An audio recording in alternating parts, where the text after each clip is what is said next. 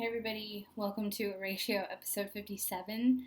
My name is Erin Green. I'm the co-executive director of Brave Commons, and just want to give a quick disclaimer on this particular sermon. I forgot my filming equipment and my lighting and my microphone, so everything is done straight through my computer, and if there's weird noises, I apologize in advance. I look like I'm glowing right now too, so yeah. So apologies, totally forgot all my stuff, and yeah, it's been a crazy week.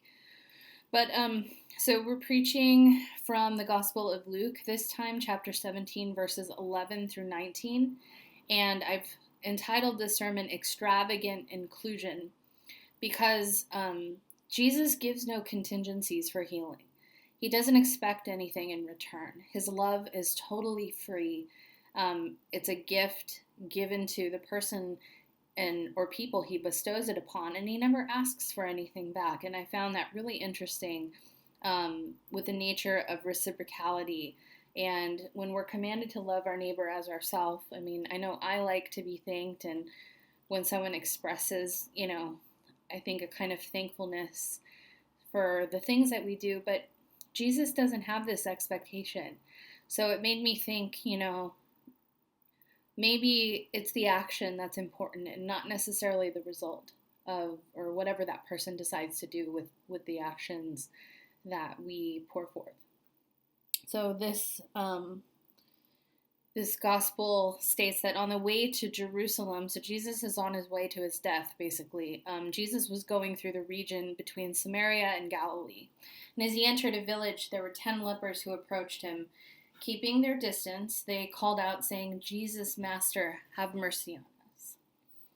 When he saw them, he said to them, "Go and show yourselves to the priests." And as they went, they were made clean. Then one of them, when he saw that he was healed, turned back, praising God with a loud voice. He prostrated himself at Jesus' feet and thanked him, and he was a Samaritan. And then Jesus asked, "Were not 10 made clean? But the other 9, where are they? Was none of them found to return and give praise to God except for this foreigner?" Then he said to him, "Get up and go on your way. Your faith has made you well." And this is the reading of God for the people of God. Thanks be to God.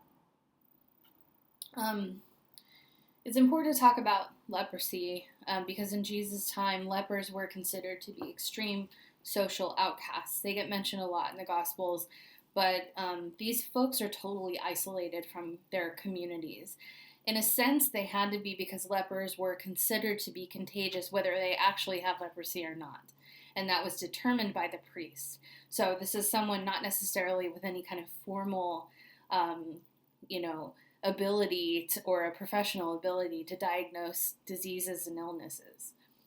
But their infirmity was also visible in some way, and the sores of leprosy were so excruciating it disfigured the eyes, the ears, the face, and the limbs, and it was called living death.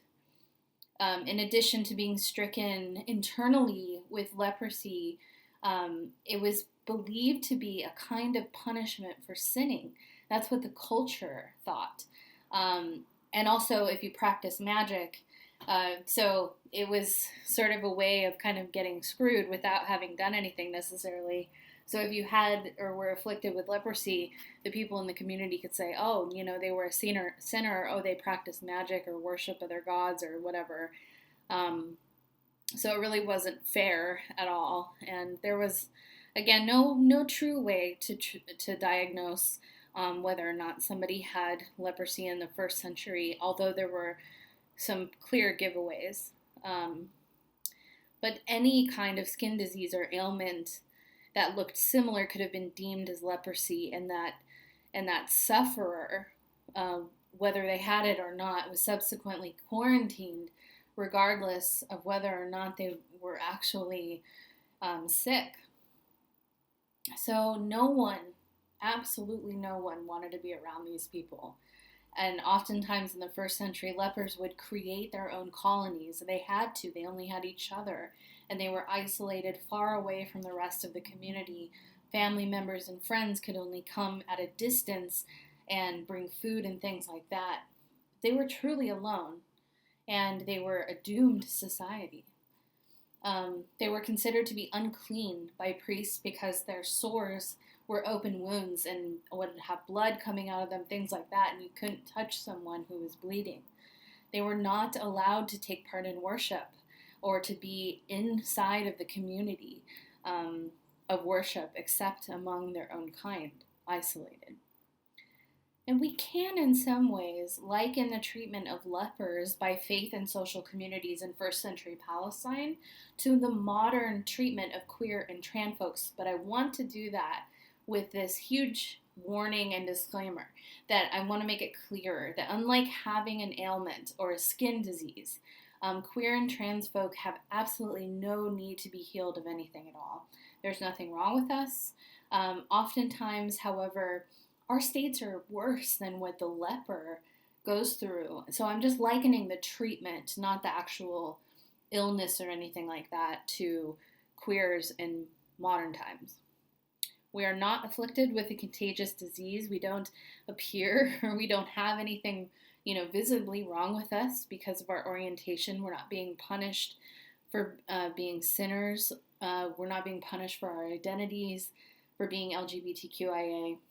But yet we receive a lot of the same kinds of treatment that first century lepers did by churches and by anti-LGBTQ folks. We are forced to create our own new communities, isolated away from the communities we used to be in. We have to support each other. We love each other and we seek healing and we seek to follow after Jesus. In this story in Luke's gospel, I talked about earlier, Jesus is traveling to Jerusalem, and both he and the lepers are in a kind of liminal space. This is a space of being in between and in transition.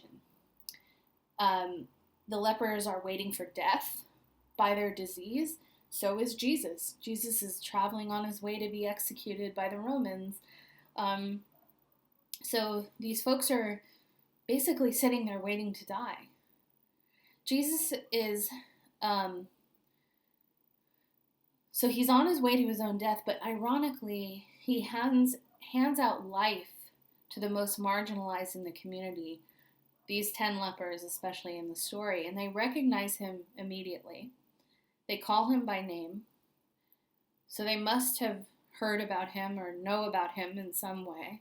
They beg him for healing and for restoration. They know he has the ability to have mercy on them.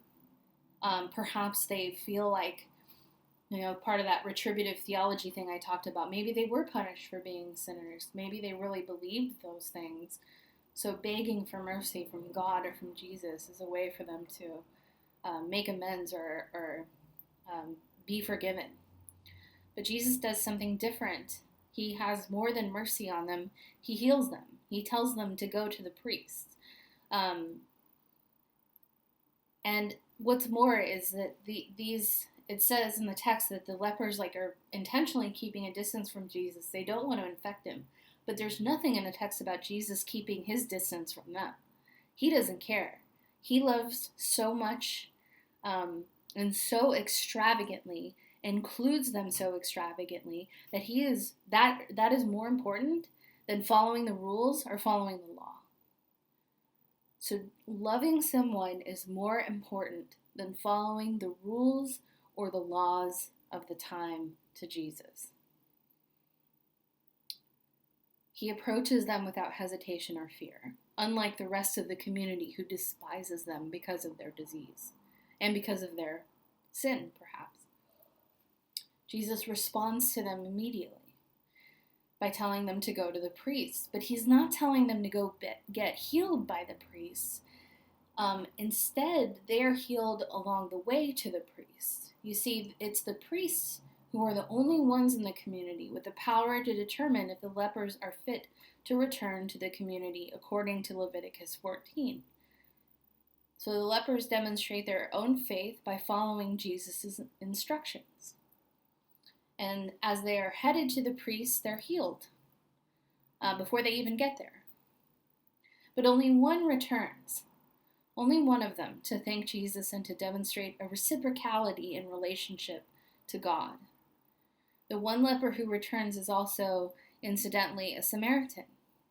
The Samaritan who is doubly outcast because of his foreigner status and his leprosy, returns to Jesus to proclaim his status as God. And Samaritans, so this person is a leper, and on top of it, a Samaritan, who were considered to be half-breeds in the Palestinian world. They were mixtures of multiple ethnicities, and they were outcasts, especially by Jewish communities, because they were not fully Jewish, and they had ties to other ethnic backgrounds and gods. But Jesus doesn't heal or love without or with any contingencies. Jesus doesn't say, because you're a Samaritan or because you have leprosy or because you're a sinner, I'm not going to heal you or I'm not going to do anything for you. He doesn't even tell them, you better come back and say thank you. He doesn't expect anything. He just does it. That's how extravagantly he includes folks. He doesn't expect anything in return when he heals all of the lepers, even though this one leper decides to come back. Jesus' extravagant love has no boundaries. It includes all and excludes none. The boundary lines between who might be accepted by God, leper or clean, Samaritan or Jew, have been breached. The Samaritan's return allows Jesus to demonstrate that no one, not a leper, not a Samaritan, is beyond God's grace or mercy. So no one, not an LGBTQ person, a queer person, a trans person, is beyond God's love. Anyone can experience God's love. Shout with joy for it, praise God for it, and traverse along the same kind of path that Jesus is traveling down. And this is the great invitation that Jesus calls us to with him, without asking us to really do or be anything different than who we really are. And today's National Coming Out Day, so just want to recognize that, and also recognize that there are a lot of us who are still in the closet where it's not safe to come out. We might still be abused or shunned by family members or churches and things like that. So we see you even though you can't come out, and we're here for you even though you can't come out. We're praying for you, and we love you, and take all the time that you need to do it. You have community here to reach out to in the meantime. So, thanks everybody. Have a great week. Be blessed.